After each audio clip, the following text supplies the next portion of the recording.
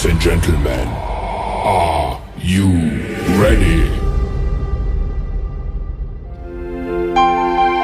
Shalom teman-teman, selamat bergabung pada kebaktian Youth pada hari ini. Sebelum kita memulai kebaktian pada hari ini, kita akan memulai doa yang akan dipimpin oleh CS. Mari teman-teman kita berdoa.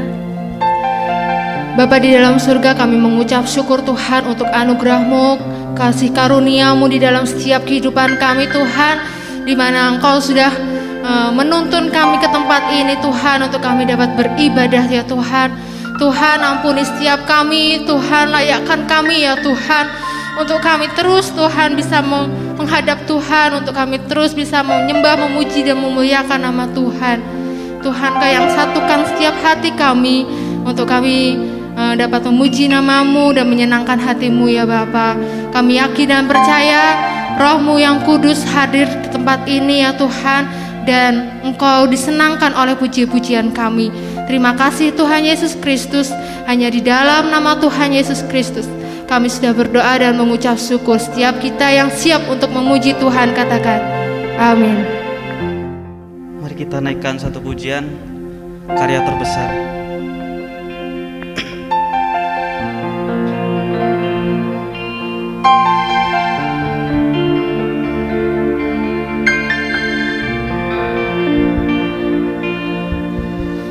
Kasih yang terindah,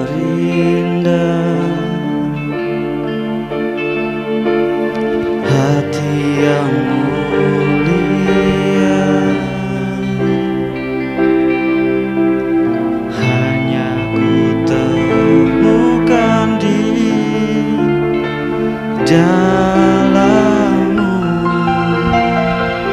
Yesusku. Pujian dari hatiku selalu di setiap waktuku, tiada pernah berubah. Kasih-Mu karya terbesar, karya terbesar dalam hidupku. Pengorbanan-Mu yang selamatkanku, Engkaulah harta yang tak ternilai, yang ku miliki dan ku hargai.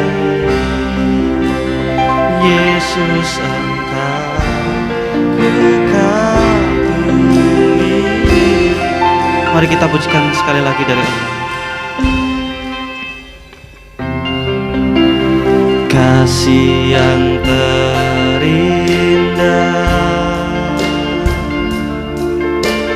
hati yang mulia, hanya ku temukan di dalam-Mu, Yesusku. Pujian dari hatiku selalu di setiap waktuku, tiada pernah berubah. Kasih-Mu karya terbesar, karya terbesar dalam hidupku.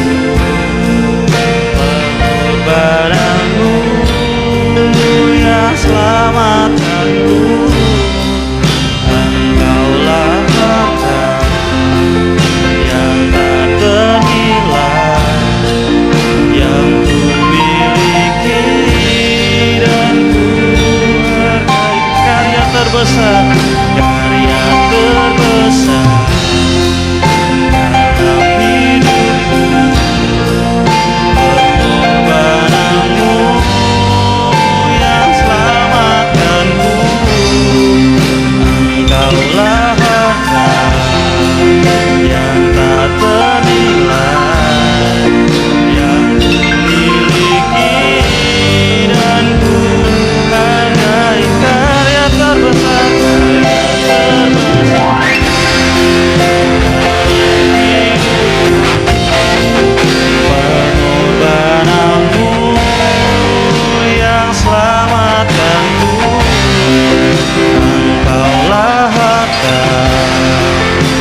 yang tak ternilai, yang memiliki dan menghargai.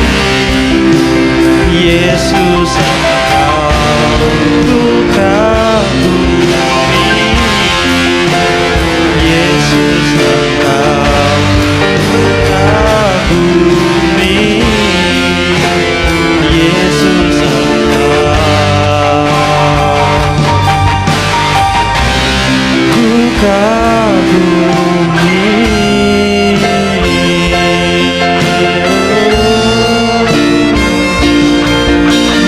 Kasih Tuhan,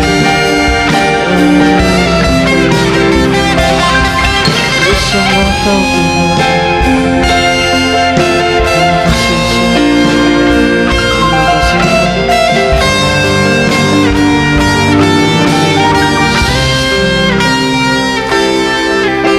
Mari sebelum kita masuk dalam firman Tuhan, kita mau berdoa terlebih dahulu. Elizabeth akan pimpin doa. Terima kasih ya Bapak, kami akan mendengarkan firman-Mu. Berikan kami hati yang murni buat kami ya Bapak. Ajar kami, tuntun kami selalu untuk mendengarkan sabda firman-Mu Tuhan. Berkati hamba-Mu Tuhan, menyampaikan isi hati-Mu Tuhan, mendengarkan sabda dari isi firman-Mu ya Bapak. Kiranya menjadi berkat buat seluruh kami dan kepada teman-teman kami ya Bapak. Terpujilah nama-Mu ya kekal selama-lamanya. Kami hanya di dalam nama doa dan pengharapan kasih-Mu ya Tuhan. Di dalam nama Yesus, haleluya, amin. Terima kasih kesempatan yang diberikan kepada saya. Saya langsung mengajak kita membuka Alkitab kita dari Kejadian.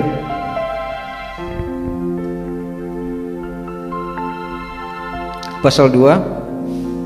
Kita baca ayatnya yang ke-18.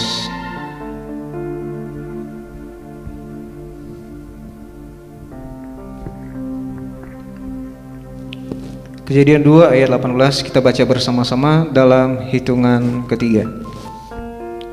2, 3. Tuhan Allah berfirman, tidak baik kalau manusia itu seorang diri saja. Aku akan menjadikan penolong baginya yang sepadan dengan dia. Amin. Sesuai dengan tema yang diberikan oleh Pak Moses, hari ini adalah konsep tentang seimbang dan sepadan. Ada teman-teman di sini yang sudah ngerti sepadan dan seimbang?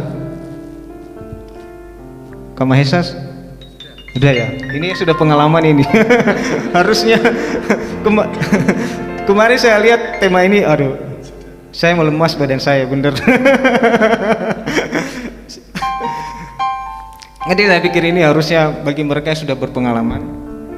Tapi tidak apa-apa, namanya tugas, ya mau tidak mau harus dilakukan. Amin.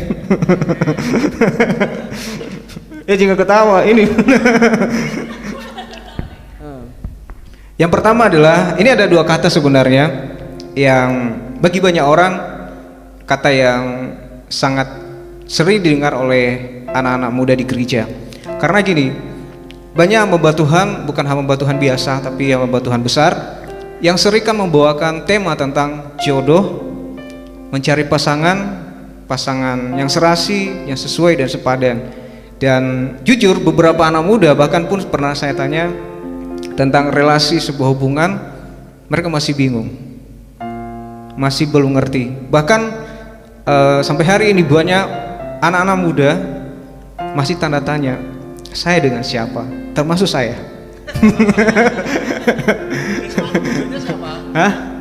Jodohnya? Nah, ini makanya saya masih bingung. Tapi kayaknya masih sudah mau mendekat ini. Jamnya sudah mulai jam 12, masih 2 jam lagi. Tapi yang lebih mendekat di sini sebenarnya adalah Pak Moses. Amin. Kita aminan aja. Kata yang pertama adalah tentang sepadan, karena di sini memang dari kejadian awal Tuhan menjadikan langit dan bumi dan segala isinya itu karena Tuhan begitu berkuasa. Jadi ketika saya membaca firman Tuhan ini, jadi kadang saya membaca firman Tuhan, saya coba renungkan satu-satu ya, sebenarnya apa yang Tuhan mau sampaikan kepada saya dan kita semua umat manusia. Dari awal Tuhan itu kepada kita membawa satu persoalan, kenapa sih dunia ini bisa ada? Kenapa kita ini ada sampai hari ini? Ada yang mirip-mirip wajahnya, ada yang matanya sipit, ada juga yang matanya besar, ada juga kulitnya hitam, ada yang putih, rambut kerinting ada. Tapi dari mana semua itu? Semua awalnya adalah karya Tuhan yang pertama yang menjadikan kita sampai hari ini ada. Semua itu ada awalnya. Jadi banyak orang berkata tidak, manusia itu berasal dari monyet. Ada juga berkata dari jenis-jenis partikel yang ternyata bisa ada. Dan itu membuat orang sampai hari ini bingung. Mana yang dipercaya antara ilmu pengetahuan atau Alkitab? Bagi mereka yang tidak percaya Alkitab, itu terserah mereka lah ya. Tetapi bagi kita yang kita percaya adalah firman Tuhan ini. Tentang sepadan, ini sebenarnya ketika saya baca, yang pertama ketika dia menyebutkan kata sepadan ini,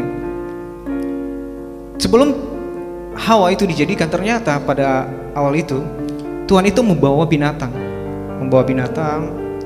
satu-satu binatang, dan yang berikan nama itu adalah Adam. Menamai semua, bayangin ribuan jutaan binatang di dunia ini, sanggup loh Adam ngasih nama kepada binatang itu. Nah, yang menjadi persoalannya adalah sekarang Adam itu seorang diri. Ketika dia sendiri, Tuhan berpikir ya, saya akan berikan seorang menjadi teman bagi dia. Awalnya adalah teman. Makanya kalau misalnya sebuah relasi, bagusnya adalah sebuah pertemanan dan persahabatan. Kalau misalnya langsung pacaran, waduh parah. Kebanyakan kalau langsung pacaran, baru ketemu langsung pacaran. Saya juga baru sering dengar baru ketemu langsung pacaran, itu nggak betah biasanya.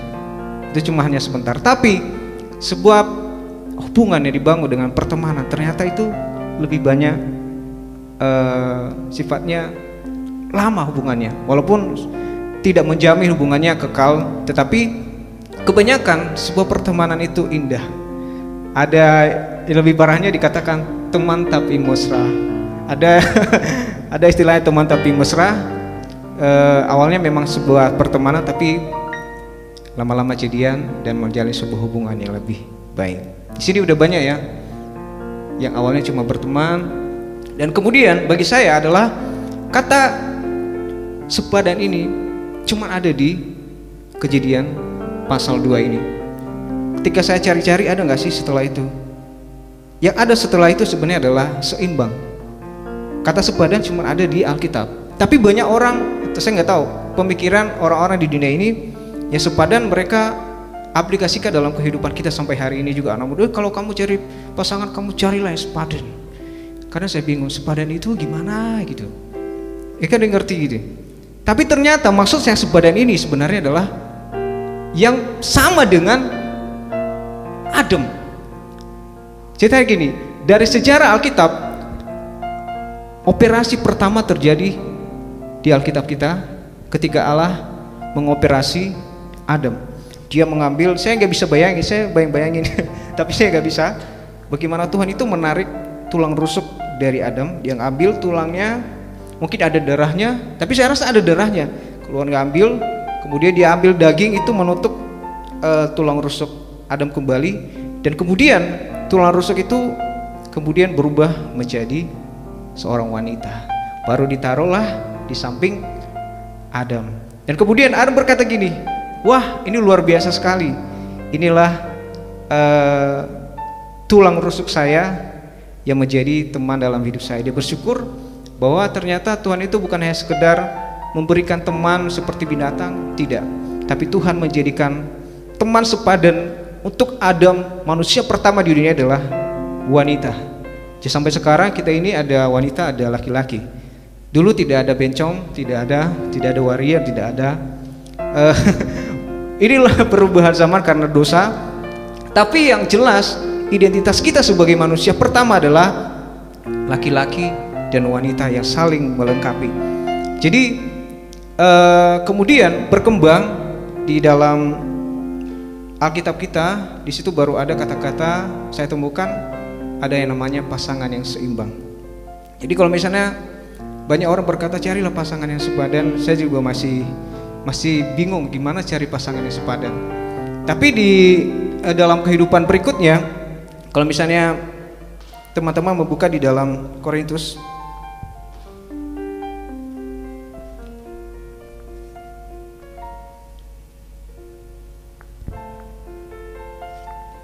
2 Korintus pasal 6 ayat 14. Saya bacain. Janganlah kamu merupakan pasangan yang tidak seimbang dengan orang-orang yang tidak percaya, sebab persamaan apakah terdapat antara kebenaran dan kedurhakaan? Atau bagaimanakah terang dapat bersatu dengan gelap? Maksudnya di sini adalah janganlah kamu merupakan pasangan yang tidak seimbang. Pasangan yang tidak seimbang ini dia menyinggung tentang kepercayaan. Karena masalah kepercayaan itu adalah sifatnya kekal. Kalau ada orang yang menjadi teman, apalagi pasangan hidup, adalah orang yang membuat kita hancur. Banyak anak muda, bahkan ada wanita, ada perempuan, dia punya pasangan hidup tapi berujung dengan kematian, bunuh diri. Jadi Tuhan itu memperingatkan kita di dunia ini, hati-hati memilih pasangan. Karena kenapa aja juga sama, hati-hati ini memang masalah. Terlalu hati-hati juga nggak ketemu. Tapi ini menjadi pengalaman bagi saya. Ternyata bahwa di dunia ini, apalagi hamba Tuhan loh, nggak sembarangan, beneran. Nggak apa-apa. Ini memang jadi contoh. Hamba Tuhan itu yang pertama adalah menjadi background atau teladan bagi orang lain. Dan saya cuma yakin aja suatu saat pastilah ada. Amin. Cuman untuk sementara kita sebagai anak-anak muda ini memang, apalagi yang masih jomblo-jomblo, itu kalau ditanya kamu udah pacaran belum, sakit hati. Jangan bilang seperti itu loh. Banyak orang-orang yang mau ditanya pasangannya apa, belum ketemu. Jadi yang lebih banyak dibully ya memang yang masih jomblo. Tapi nggak apa-apa. Yang penting adalah banggalah, kalau misalnya bagi saya, banggalah tetap setia sama Tuhan daripada bangga punya pasangan tapi tidak membuatmu bahagia. Itu bagi saya. Buat apa buru-buru cepat menikah tapi kamu tidak bisa melihat yang namanya kebahagiaan. Karena kebahagiaan itu adalah antara hati dengan hati, dan kemudian antara jiwa yang betul-betul saling melengkapi.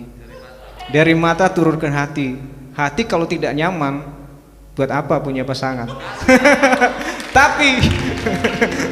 Tapi kalau betul-betul sudah pasti bahwa ini orang yang betul-betul sesuai dengan hatimu, ketika melihat mata, memang mata itu tidak bisa bohong. Kadang yang pertama mata itu melihat, oh ini indah, tapi ketika masuk ke dalam, dekat lagi, baru main hati. Sudah main hati, baru ngerti, bisa nggak ya, cocok nggak ya. Kalau udah pasti, baru jalan. Setelah jalan, baru banyak masalah di situ, ada ombak segala macam. Dan ujung-ujungnya adalah perjalanan hidup itu diuji bukan pada saat menikah, tapi pada saat menjalani bahtera bersama dengan Tuhan. Kalau orang bisa goyah, ya bisa saling meninggalkan dan cekcok segala macam. Tetapi kalau misalnya orang ngerti tidak ada yang sempurna di dunia ini, tidak ada pasangan yang sempurna bisa memenuhi segala keperluan kita, kebutuhan kita. Siapa sih di dunia ini tidak punya masalah? Pasti banyak masalah. Teman-teman saya sudah duluan menikah dari saya. Jujur, ada yang masalah, cerai, dan tadinya mereka bangga dengan saya. Oh kamu kapan-kapan? Dan saya cuma diam aja dan malu, jujur malu. Dan ketika dia punya masalah, cerai, dan dia berkata, tidak seindah yang saya bayangkan. Menyatukan dua kepala, satu atap, satu kamar, menyatukan satu pikiran, perasaan yang berbeda itu tidak gampang. Tetapi jujur bagi saya, banyak orang yang sudah mendahului kita, bahkan mereka setia sampai tua, berubah segala macam, bahkan terbaring di rumah sakit, mereka saling menjaga dan merawat. Bagi saya bukan karena mereka mengerti kelemahan mereka, kelemahan satu sama lain, tetapi mereka mengerti bahwa firman Tuhan adalah mengingatkan kita untuk setia selama-lamanya. Dan di dalam dunia ini ada berikutnya, kenapa kita harus memilih orang yang seimbang dengan kita. Itu di dalam Markus 10 ayat yang ke-6 dan 9. Saya bacakan, sebab pada awal dunia Allah menjadikan mereka laki-laki dan perempuan, sebab itu laki-laki akan meninggalkan ayahnya dan ibunya dan bersatu dengan istrinya, sehingga keduanya itu menjadi satu daging. Demikianlah mereka bukan lagi dua melainkan satu. Karena itu apa yang telah dipersatukan Allah tidak boleh diceraikan oleh manusia. Ini memang firman Tuhan berkata, jangan pernah kamu cerai. Jangan pernah kamu cerai. Kalau orang luar berkata silakan cerai. Kalau orang gereja, orang yang percaya kepada Yesus sebenarnya tidak boleh cerai. Tapi karena memang masalah di dunia ini, itu yang memaksakan beberapa orang harus terpaksa mengakhiri sebuah hubungan. Karena apa? Pertama karena dosa, perselingkuhan, dan berbagai perbedaan-perbedaan. Tapi Tuhan sebenarnya mengharapkan kita bertahan setia seperti yang Yesus lakukan. Dan yang namanya perceraian itu sebenarnya tidak disukai oleh Tuhan. Dia hanya merindukan bahwa ada kesatuan di antara satu sama lain. Makanya dia berkata, sebelum kamu memilih orang yang akan bersama-sama dengan kamu di tempat tidur, di mana saja, orang yang mengajak kamu ngobrol ketika kamu punya masalah adalah orang yang tepat, yang mengerti dengan apa yang kamu lakukan. Karena Tuhan kasih, sebenarnya Tuhan itu tidak memaksa kita itu harus menikah seperti robot, harus tidak boleh menikah juga. Tuhan itu tidak memaksa di dalam kita harus menikah atau tidak, harus memilih ini segala macam. Tapi itu adalah pilihan kita. Kita manusia dikasih kebebasan untuk memilih siapapun yang akan menjadi pilihan hati kita. Tapi firman Tuhan cuma ngasih aturan-aturan, kemudian pemahaman-pemahaman apa yang Tuhan inginkan kita lakukan dalam sebuah hubungan, persahabatan, pertemanan, supaya kita jangan jatuh di dalam dosa. Tapi yang penting adalah ketika berjalan bersama dengan Tuhan, satu hal bahwa tidak ada manusia yang sempurna. Tapi justru Alkitab berkata itu saling melengkapi. Yang satu punya kelemahan, misalnya yang laki-laki mungkin ada kelemahannya bagian ini, istrinya ingatkan, kamu jangan seperti itu. Karena terutama yang berbahaya adalah masalah nafsu. Kadang yang ngerti tentang sedalam-dalamnya seorang kekasih adalah pacarnya pastinya. Dan kemudian pasti ngertilah kelemahan pacarnya, kekasihnya, bagian mana. Kalau misalnya bagian kelemahannya adalah bagian nafsunya, pastilah pasangannya selalu menasihati dia bagian itu supaya jangan jatuh. Jangan karena misalnya gini, rasa cemburu, ada beberapa kejadian sebenarnya tidak masalah. Kekasihnya sering bilang gini, kamu itu suka selingkuh. Karena dia sering ungkapkan itu, sebenarnya cowoknya ini setia, dia belajar setia, dia berusaha semampunya. Tapi karena teringat dengan masa lalunya, kamu ini seperti ini, sedikit ada yang dekat dengan dia selalu dicemburui. Akhirnya jadilah sudah dia selingkuh, ya udah pisah gitu loh. Tapi dari pelajaran semua itu ada juga pasangan yang memang yang satu mungkin sampai sakit ya, sampai sakit. Dan perempuan bilang gini, yang sakit itu perempuan, dia bilang gini pada suaminya, Pak, nggak apa-apa, saya sendirian aja. Silakan kamu kalau memang kamu mau, carilah pasanganmu lagi. Sampai segitu dia cinta kepada suaminya. Kenapa? Karena dia tega, dia tidak bisa melayani kebutuhan daripada suaminya. Tetapi apa yang dikatakan oleh suaminya? Dia berkata gini, aku sudah mengambil keputusan untuk menjadi suamimu. Sampai engkau mati pun saya akan tetap setia sama kamu. Apakah itu adalah pasangan yang sebenarnya diidam-idamkan oleh manusia?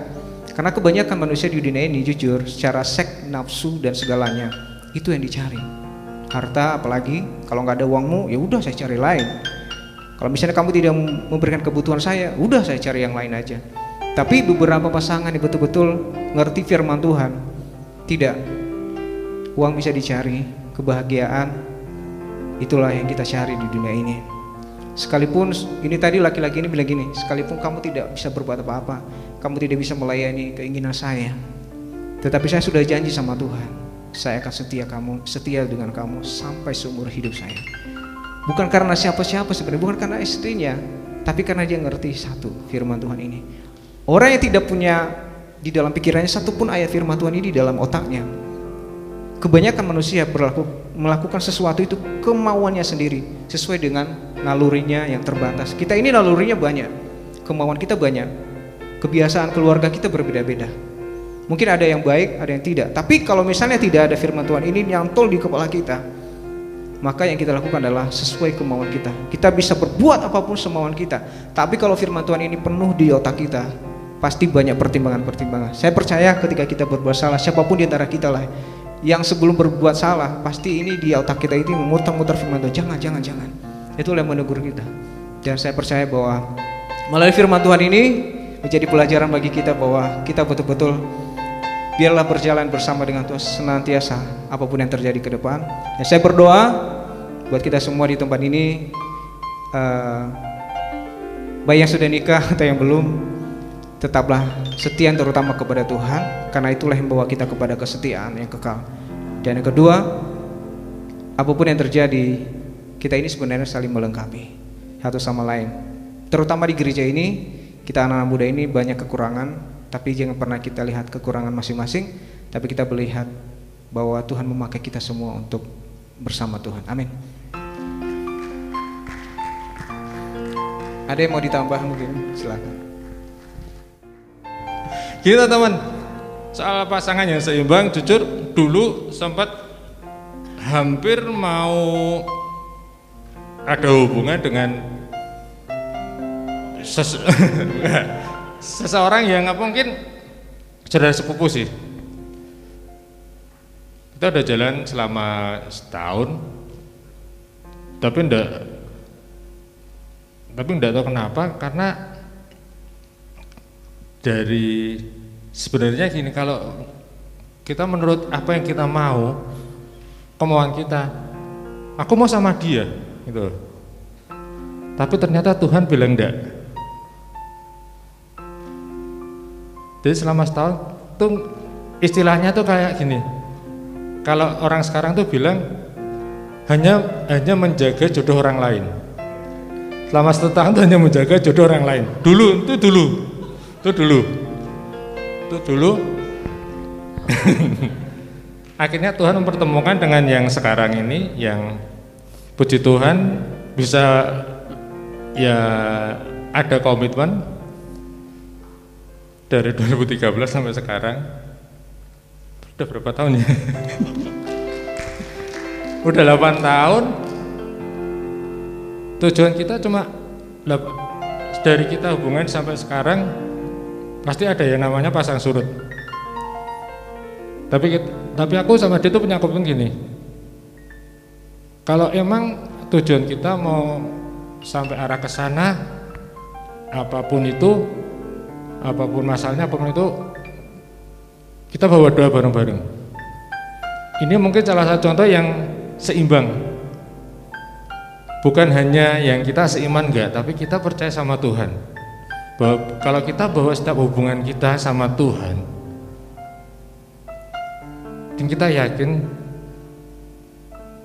Tuhan akan melakukan sesuatu yang luar biasa, teman-teman. Mungkin teman-teman yang saat ini mungkin yang lagi PDKT, ya bro, oke. Jangan takut, asal kita percaya, kita yakin. Itu sih mungkin pengalaman saya selama saat ini. Dari itu sendiri teman-teman, dari 2013 sampai sekarang teman-teman. Nah, 8 tahun di sana.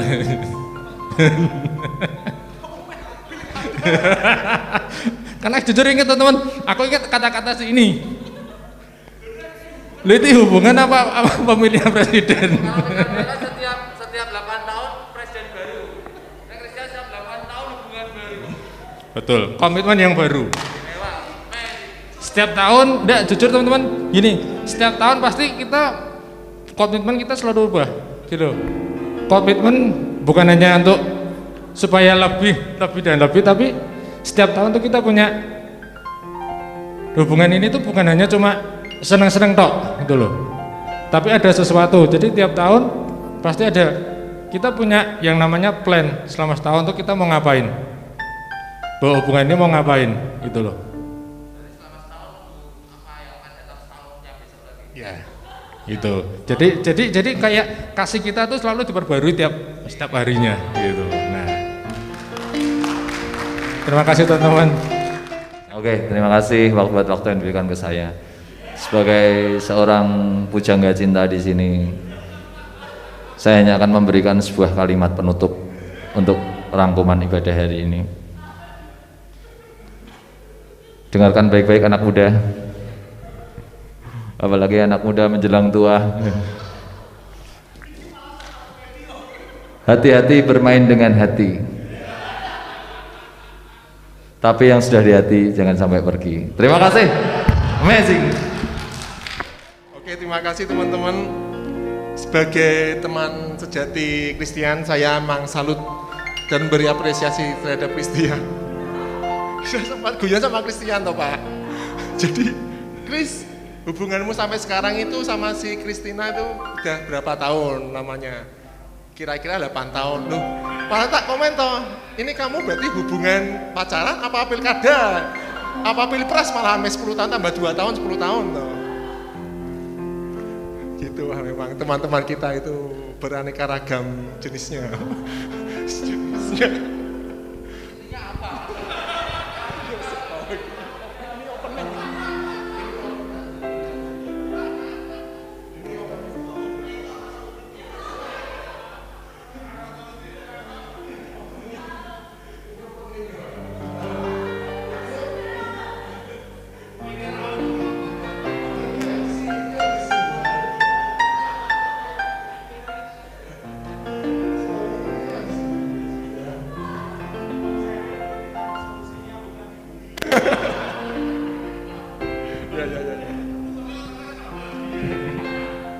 Tolong Mel, tolong C. Nggak, vitamin C. Mami Esther, I love you.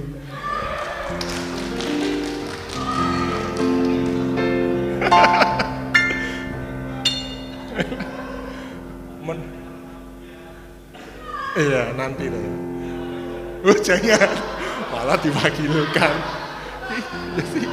Yesi, tolong diselesaikan Yesi. Menanggapi sharing dari Desman ya teman-teman, memang ada kata-kata bijak kalau kita berbicara kalau yang sudah menikah ya teman-teman. Kita itu memang bukan saatnya jatuh cinta lagi, tapi saatnya sudah membangun cinta itu. Memang dalam kehidupan rumah tangga terus terang saya sama Esther memang pasang surut, naik turun.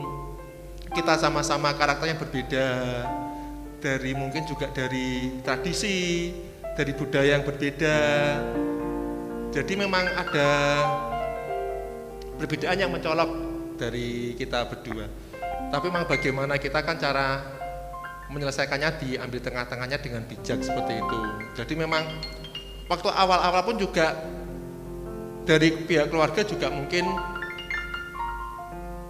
pro dan kontra, mungkin dari acara, mungkin dari berbagai tradisi sewaktu kita nikah, sewaktu kita married. Jadi kan memang ada perbedaan dari tiap tradisi, tapi bagaimana cara kita mengambil titik tengahnya dan semua juga berjalan dengan baik. Ada juga kalimat dari Desman yang mengungkapkan kita tuh punya pilihan untuk kita mengambil pasangan hidup apa tidak. Iya, benar ya. Tapi kalaupun memang sepengetahuan saya itu di dalam Kejadian 1 ayat 8, Tuhan kan berfirman, beranak cuculah dan kuasailah bumi. Jadi kan kalaupun memang menurut saya ya teman-teman, Tuhan itu memang berkehendak kita untuk beranak cucu. Tanda kutip kan juga kita harus menikah dan juga harus menguasai bumi ini. Itu kalau memang pendapat saya ya Pak, ya teman-teman, jadi kan bisa saling sharing. Jadi memang Tuhan menghendaki kita untuk beranak cucu dan menjalani kehidupan rumah tangga itu dengan sesuai dengan kehendak dan perintah Tuhan Yesus, seperti itu. Dan untuk teman-teman kita yang mungkin dalam berpacaran, mungkin bergumul untuk jodoh, jangan khawatir, mesti tetap ada jodoh dari Tuhan. Kita jangan menunggu loh. Jadi standar ukurannya itu, tolak ukurnya itu jangan kita menunggu Tuhan jodoh kita siapa, kita terus berdoa, Tuhan jodoh kita siapa kok belum datang-datang. Ya memang kita harus ada aktif. Jujur waktu saya mendapatkan hatinya Esther itu, yang naksir Esther itu ada 10 orang. 10 orang itu wanita semua. 10 orang itu wanita semua, untung wanita semua. Jadi tidak ada saingan sama sekali, aman. Ya, jadi untuk teman-teman yang mungkin bergumul, jangan khawatir, Tuhan sudah menyediakan, tapi kita juga harus aktif untuk mendapat pasangan itu. Iya.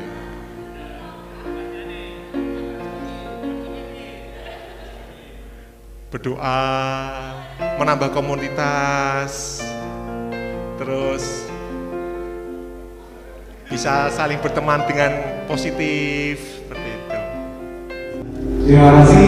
Saya sudah melatih bisa berdoa teman-teman.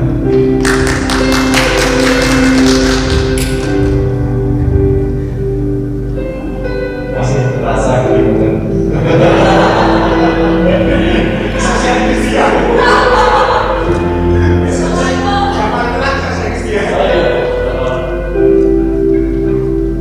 Ya teman-teman, satu gambaran saya carilah contoh yang pertama, seperti saya mulai bilang, aku akan Tuhan bagaimana saat kita down, saat kita naik turun, bukan naik turun aja, tapi keadaan kita naik turun.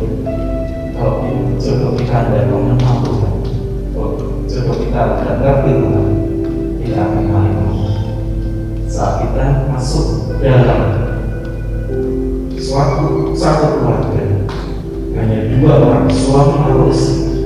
Kalau dua-duanya tidak ingat Tuhan dan cari itu adalah ya tetap kita jodoh, kita cari Tuhan nomor 1, pasangan Tuhan nomor 1, dan yang kedua kalau kita bilang orang yang akan satu.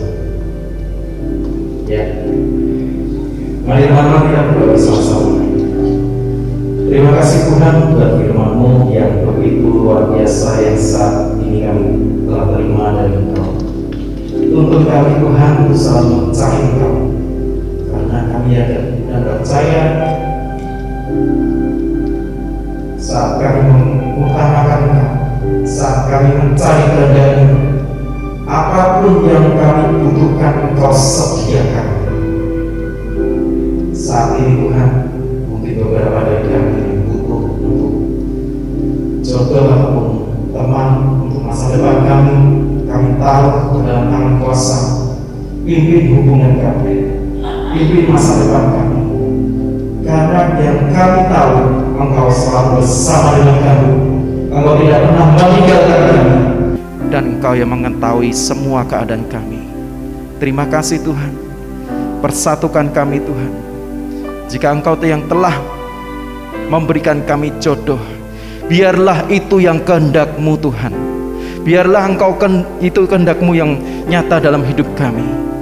Terima kasih Tuhan, terima kasih. Berkati setiap kami yang ada di tempat ini yang mendengarkan firman-Mu yang saat ini Tuhan. Kami bawa hidup kami, biar hidup kami di dalam tangan-Mu. Thank you Jesus, thank you Lord, thank you Father, you are amazing. Terima kasih semuanya untuk berkat-Mu pada pagi hari ini. Dalam nama Tuhan Yesus kami berdoa, amin. Siapa yang diberkati dengan youth hari ini, yang diberkati lambaikan tangan, puji Tuhan. Info singkat aja untuk minggu depan, youth kita tetap sama di tempat ini setelah ibadah umum jam 9:30. Saya undang Kak Steph untuk doa berkat. Yuk kita bangkit berdiri semua, yuk kita terima berkat dari Tuhan. Silakan. Mari teman-teman kita berdoa. Kami bersyukur padamu ya Tuhan, di mana Engkau sudah mengingatkan kami yang masih muda, yang sudah berumah tangga, dan setiap kami Tuhan, ketika kami mau mencari atau mencari pendamping hidup kami. Biarlah kami selalu berserah kepada Tuhan, karena segala sesuatu yang Tuhan atur itu pasti indah. Tuhan Yesus, terima kasih buat kebaikan-Mu, dan biarlah kami akan pulang, kami boleh membawa berkat-berkat yang daripada Tuhan, mulai dari saat ini sampai selama-lamanya. Hanya di dalam nama Yesus kami mengucap syukur dan berdoa. Haleluya. Amin.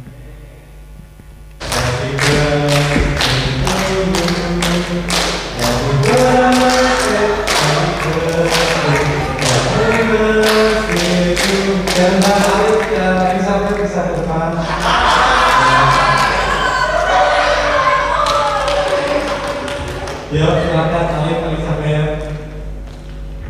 Yuk, depan Elizabeth. Alif. Minta nanti saudara Christian bisa mendoakan mereka ya. Ya masih yang mendoakan Alif dan Elizabeth.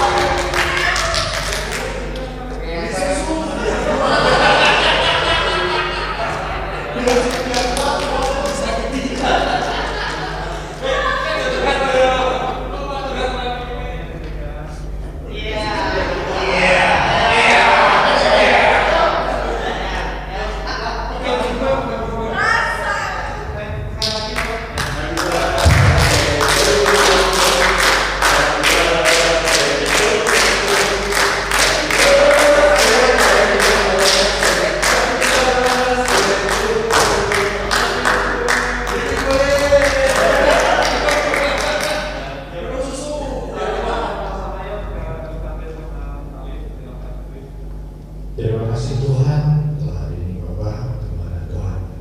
Telah kami saudara kami Tuhan merayakan penambahan usia mereka Bapak. Tuhan, jadikan kami berkati mereka Tuhan, apapun yang Tuhan yang mereka berbuat Tuhan, Kau berhasil Tuhan.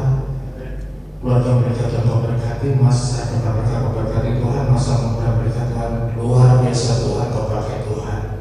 Berkati dimanapun mereka Tuhan, beraktivitas Tuhan.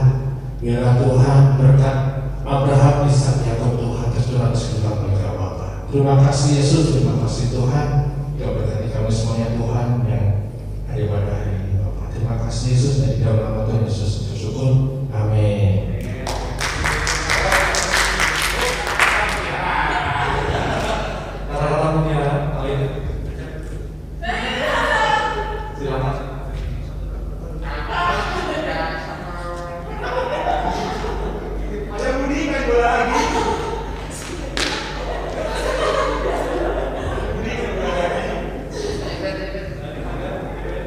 Teman-teman, terima kasih sudah mengucapkan mental saya di rumah Selasa. Semuanya terima kasih. Thank you for Moses, for Aisyah. Thank you, terima kasih. Thank you, Fani. CSC, thank you.